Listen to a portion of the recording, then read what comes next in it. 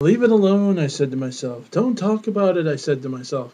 Just ignore it, I said to myself. You do a rant on Team 4-star. Well, I can ignore that because you know what? In as much as I know your reason for doing it and that it was a rather stupid reason, I figure, half the people who like it don't get it either. So doesn't surprise me that you don't and that you don't like it as a result. But no, then you go one step further and say something stupid and then tack on after that perhaps the most ridiculous thing I have ever heard. So here we go. Here we go. Doug. Team 4-star did not riff Dragon Ball Evolution because they're running out of ideas. In fact, they were writing and doing episodes while they were recording and editing and putting together the riff for Dragon Ball Evolution. They riffed DBE because it's something they said they were going to do a long time ago and they finally did it. They riffed DBE because it needed riffing because it's a horrible, god-awful movie. And honestly, and as much as people kept asking Mike, Bill, and Kevin to riff it officially for riff tracks, at the same time, they felt, and a lot of people felt, and I kind of agreed, that maybe it would be better if it was done via a fan's perspective. Because that's what it really takes to fully appreciate everything that they totally screwed up in that movie. And, and that's why they did it. They did not do it because they're out of ideas and they want to stop doing Dragon Ball Z abridged. No. They don't. As for the characters, again, Tien and Chaozu, Yamcha, Krillin, everything about them, the reason that they are the way they are is because they are exaggerated personifications of stereotypes that fans put on them. Krillin has to be owned constantly. Nothing, he's always getting owned. So even when it's just the tiniest little hit, even if after he lands a good one, it's just own count. Up, up, up. Yamcha, whenever he tries to do anything, he screws up because the fans all try to pin him as a screw-up just because, oh my god, he didn't kill anybody. Wow. So, there you go. There's that. Tien and Chaozu, well, yes, it's been a long-running joke that they're gay, so there you go. They did it. They're using it in this series, too. If anything, they're making fun of how the fans misconceive these characters. They're not the ones creating these perceptions. They're mocking the perceptions that people have. Granted, people are too thick-skulled to see it and somehow view it as somehow affirming their rather stupid stereotypes that are inaccurate, but what are you going to do? They're doing what they're doing. They're not running out of jokes and looking for an excuse to end it, because guess what, Doug? DBE is now riffed. The whole movie. What are they going to do? They're going to what? You think they're going to go back and riff it again, and then again, and then again, and again? You think they're going to do that now? Or what? Are you seriously foolish enough to think it's episodes? I don't know. I don't know, and I don't want to know. That's your own little crazy world, and you can keep that to yourself.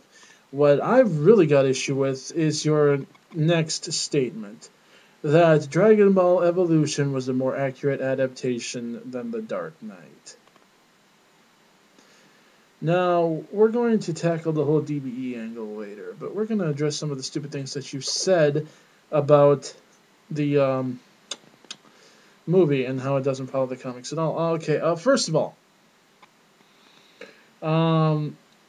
all, you are actually assuming that the cartoons, the campier comics, and the Adam West Batman are the actual depictions of Batman, aren't you? No. In fact, if you want to see just the tip of the iceberg as to how much darker Batman gets, look at the Batman animated movies, even going all the way back to Mask of the Phantasm. This series was dark. Okay, it wasn't supposed to be all giddy fun. There were some humorous moments, some lighter moments, yes, but it was still, for the most part, a very dark, very serious series. Second of all, he said that it's not based on any comics and he's trying to stay away from the source material as much as possible. No, in fact, he's clinging to it very well, right down to Joe Chill being the actual person who murdered Batman's parents, right down to his time away, and, basically disappearing from the public eye for a while, right down to basically Batman Year One is a heavy inspiration for Batman Begins. The Killing Joke, the Long Halloween, those are very heavily sourced by the Dark Knight.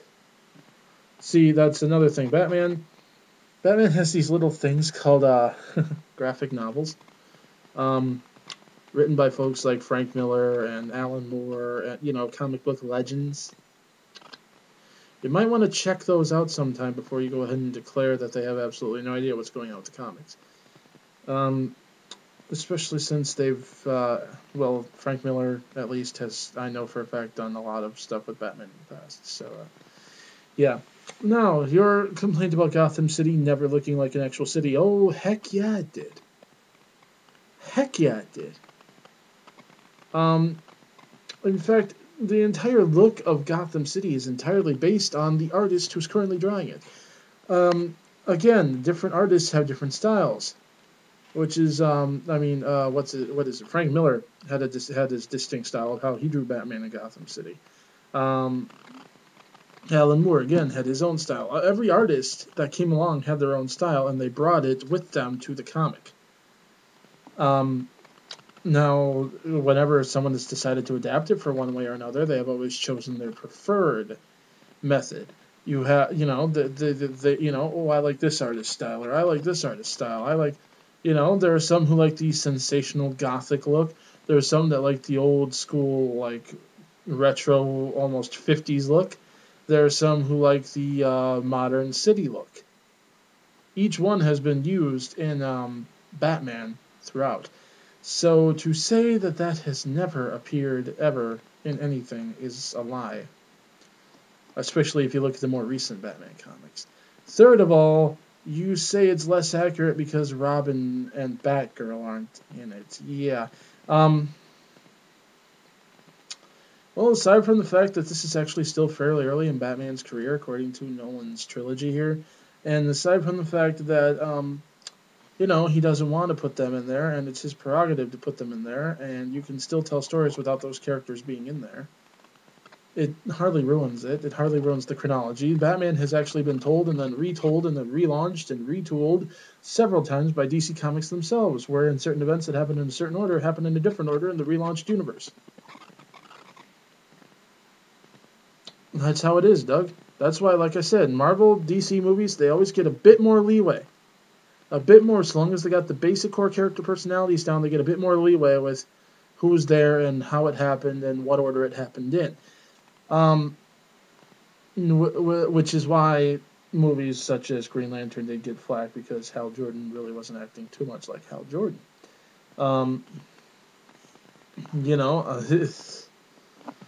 Some of them just don't do that. Bruce Wayne and Batman are acting like Bruce Wayne and Batman. Digitally altered voice notwithstanding, and I know a lot of people give it flack for that, but realistically, in an age where you have voice detecting technology, the guy's going to have to disguise his voice somehow. I mean, they got voice filtration systems and everything where when you pick it up, they just got to run it through there and they can find a match. Especially since there's going to be plenty of audio of Bruce Wayne speaking.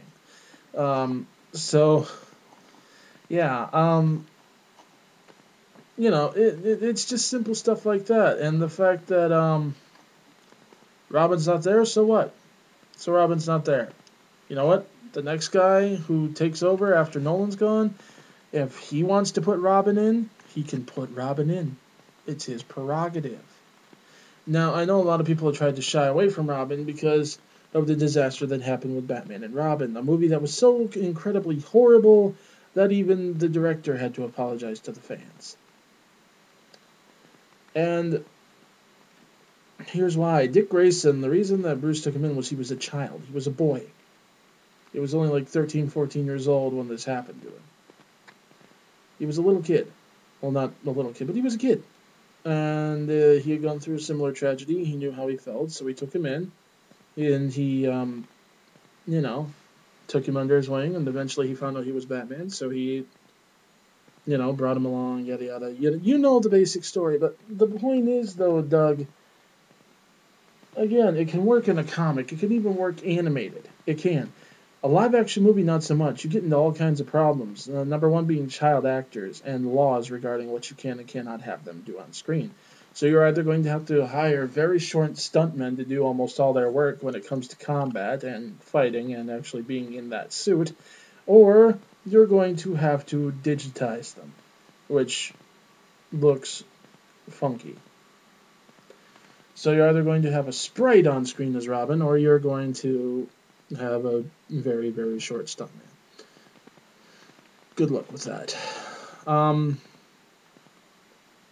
So yeah, it does raise problems. It can be done if finagled properly, sure, but it's going to be very complicated, and it's something that Nolan did not want to deal with. He just wanted to tell these stories, and there you go. Costumes being crap. That Batman costume is actually incredibly good, incredibly accurate. It's an actual Batman suit. I don't know what you're complaining about. It looks very similar to pretty much every incarnation of Batman I've seen. The only difference is whether or not his armor is lighter or the same shade as his cape, which, again, has varied in the comics. The length of the ears on his cowl has varied in the comics. A lot of stuff has varied in the comics, so really, whatever. As for your complaints about the Joker in The Dark Knight, no, he did not cut his own smile as opposed to falling into chemicals. We don't know how he got that. Never once do we find out how he got his scars. In one story, he did do it to himself to try to make his wife feel better about her scarred appearance. In another story, his father, after murdering his mother, cut it into his face. But see, this is also something that was in the comics.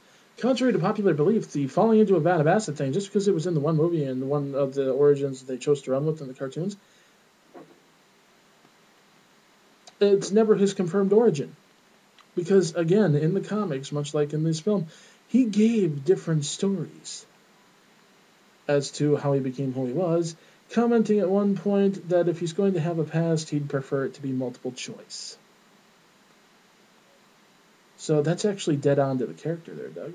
So is the whole forcing a psychological choice between Batman and the Joker.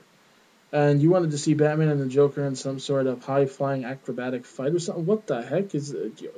Go watch freaking Crouching Tiger, Hidden Dragon.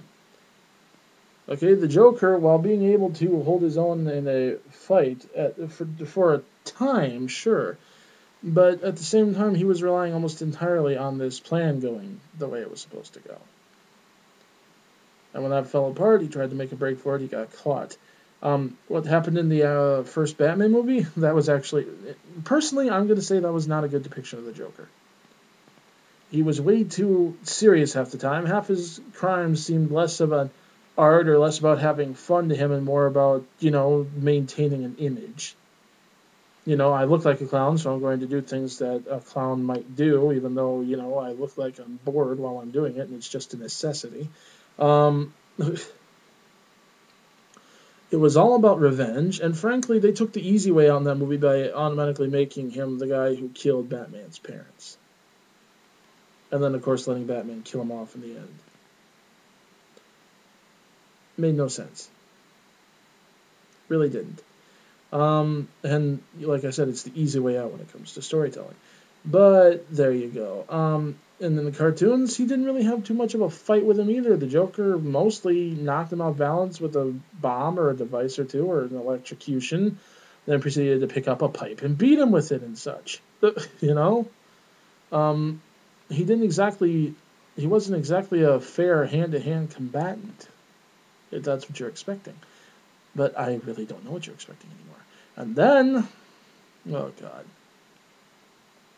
We move on to Dragon Ball Evolution. Dragon Ball freaking Evolution. And how it's a more accurate adaptation because it's still a sci-fi setting. That's nice, but it's not the right kind. See, they're going for quasi-futuristic, still modern. But quasi-futuristic society wherein everything is motorized and yeah, just one problem with that. First and foremost, a motorized 10-speed. Really. I mean, for crying out loud, even in Dragon Ball Z, the bike Gohan's riding when he's a teenager still has pedals. God. But he's literally riding you can't even call it a moped. People keep saying it's a moped. It's not. If you look at that bike, It is literally, I kid you not, a motorized 10-speed bike. It's a freaking 10-speed mountain bike with a motor in it. I'm not kidding. It's not even a full moped. Then add to that the fact that the license plate on there says Nimbus, and that's supposed to be the Nimbus. Add to that the fact that Goku's Dogi is now reduced to quite literally a tie-on shirt, bell bottoms, and a wrestling belt. Add on the fact that Bulma is in no way, shape, or form Bulma anymore, and you just griped about characters being changed, even though they weren't changed. I don't care if you like them better that way, Doug. Your whole complaint was accuracy and things changing, remember? You say Master Roshi was the same, even though Master Roshi was absolutely nothing alike, except for the fact that, oh wow, he knows martial arts. Woohoo, guess what? So does frickin' Jackie Chan. Does that mean that he's Master Roshi? So does Jet Li. Does that mean he's Master Roshi? If they had literally put in Chuck Norris as himself, would that still have been a good Master Roshi? Because you know what? He's old and he still knows martial arts. He still kicks butt. But hey, no, it doesn't work. I mean, the very essence of who Roshi is, he was supposed to be this ancient old master. And yes, he's supposed to know who Piccolo is, because that's what gives Piccolo the added gravity. The fact that he was there 200 years ago. He saw what Piccolo did. He had to try to fight him. He was nearly killed. He watched him devastate the entire world almost, while they were completely powerless to do anything about it until their master gave his life to seal that thing away. Which is what helped him along to the decision that he was going to have to do the same thing himself if need be. Because he could not sit back and see that horror happen again.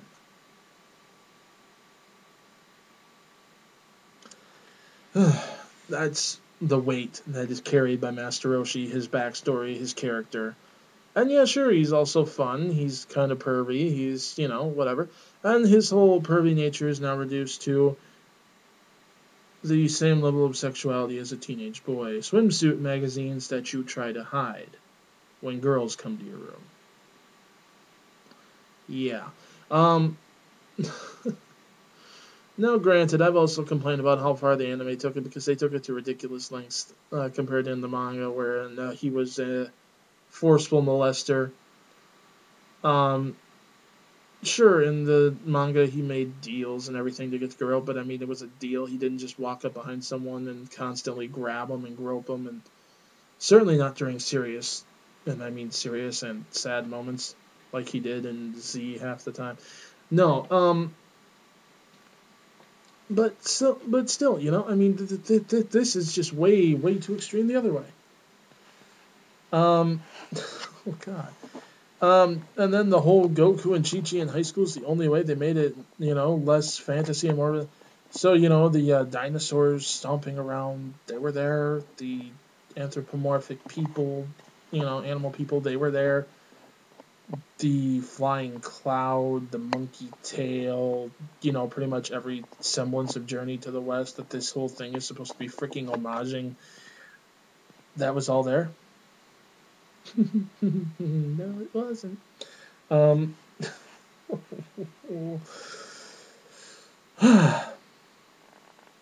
So yeah, basically, and as for the costumes, like I said, Goku's is a frickin'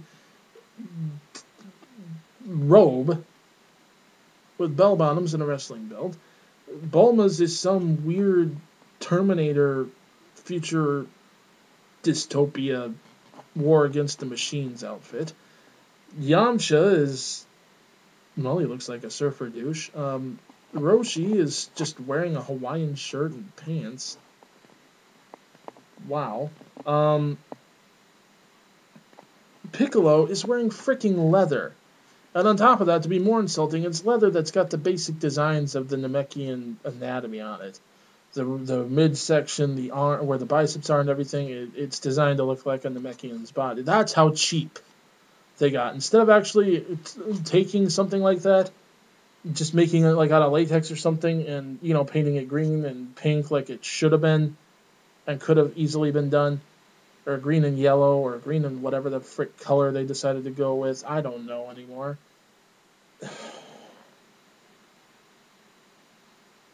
Green and pink, green and yellow, green and whatever the frick. I don't care.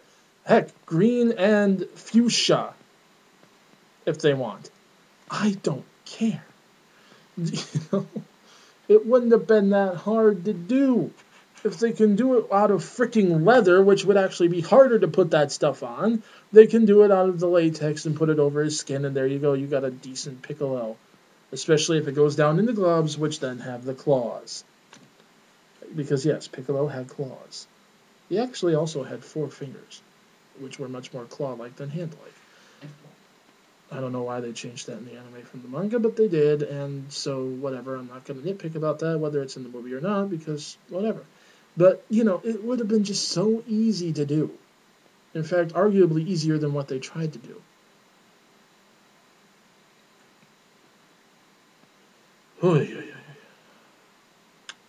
Anyway, so yeah, to say that they actually put more effort into that, and then your logic is because it's fun. No, it's not fun. It's boring as heck. It's stupid. Makes no sense. No one's motivation makes any sense whatsoever. Yet somehow it's fun.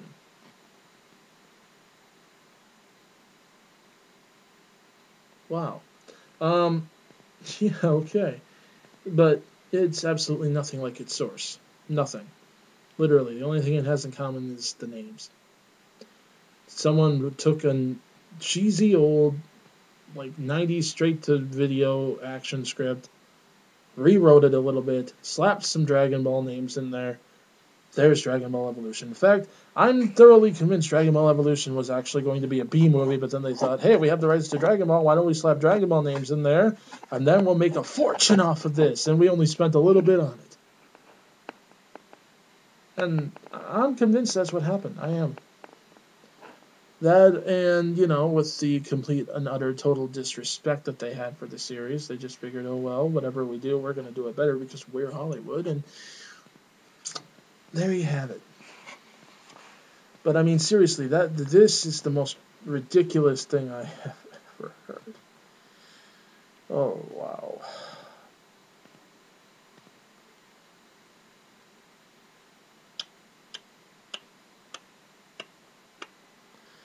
Doug, one of these days, oh, wow, one of these days, I wish to the good Lord you would step into O Parts just once. Just once. That would be so hilarious. I'd love to argue that with you. That'll be fun the day you actually try to do that. But, yeah. Anyways, that's it for this time. Bye.